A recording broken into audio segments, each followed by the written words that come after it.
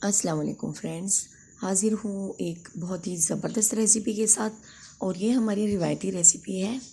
यानी कि ये चावल हमने जो बनाए हैं, सादा चावल, और इसके साथ जो टमाटर वाला सालन बना है, ये हमारे गांव के, हमारे पूरे इलाके में शाम को सभी के घर में डिनर में यही बनता है।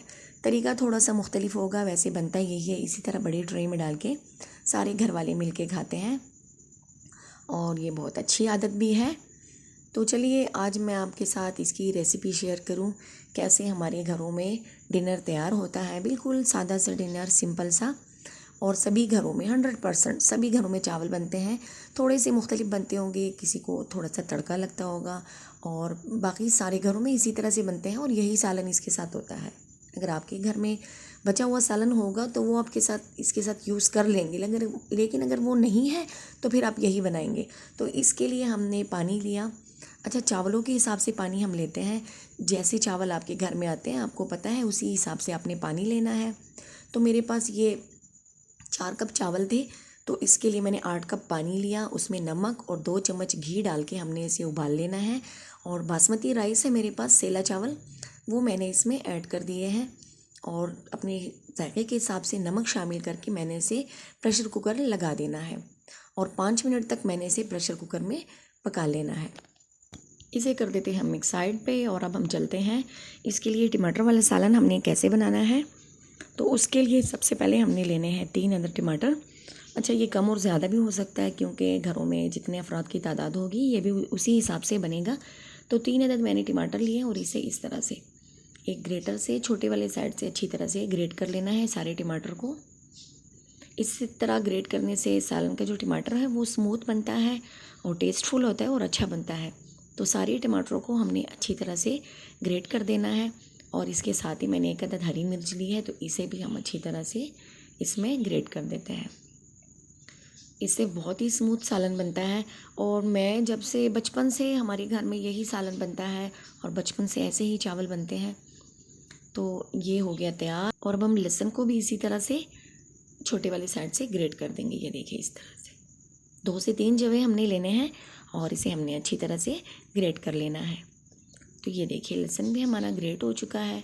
अब हम लेंगे एक सॉस पैन, और सॉस पैन में हमने डालना है घी। आप ऑयल भी ले सकते हैं। तो हमने डालना है घी, और 3 खाने के चम्मच हमने भर के घी लेना है। जैसे जमा हुआ घी है ना, तो 3 खाने के चम्मच वो वाला घी लेना है हमने, मेल्ट किया हुआ नहीं। और इसे थोड़ा सा हमने गरम कर लेना है, और जो हमारे पास लहसुन है वो हमने इसमें ऐड कर देना है, और इसे थोड़ा सा हमने फ्राई कर लेना है। और इतना फ्राई करना है कि हमारी लहसुन का कलर जो है वो चेंज होने लगे।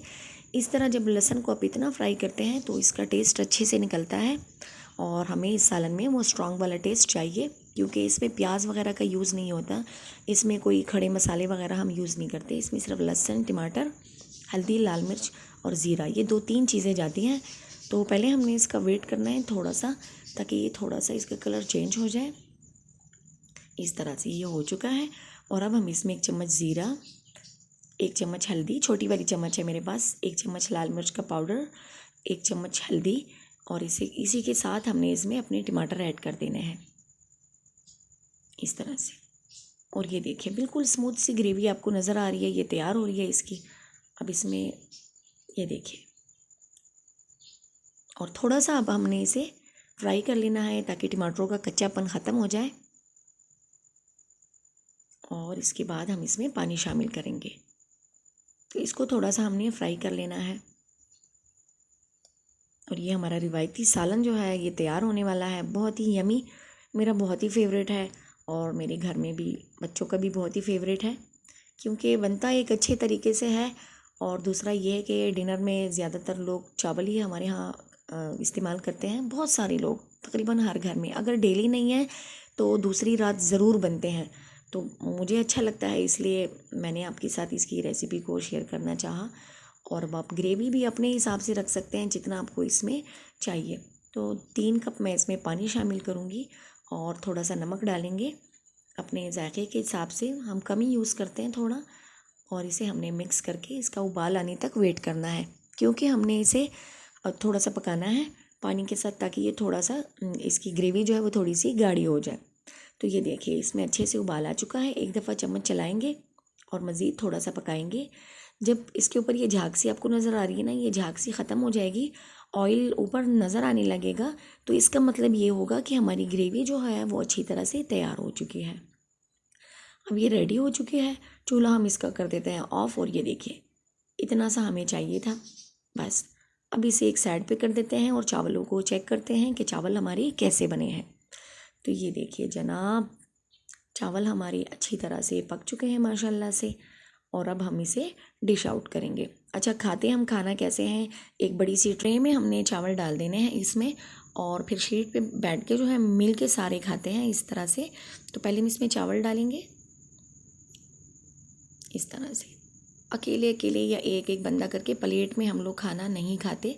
और शुरू से ही जब छोटे थे ना, तभी से अम्मी अब्बू बहन भाई मिलके हम इसी तरह से खाना खाते हैं, क्योंकि हमारी पठान फैमिली में यही दस्तूर रहा है कि खाना हम मिलके ही खाते हैं, बच्चे बड़े सभी।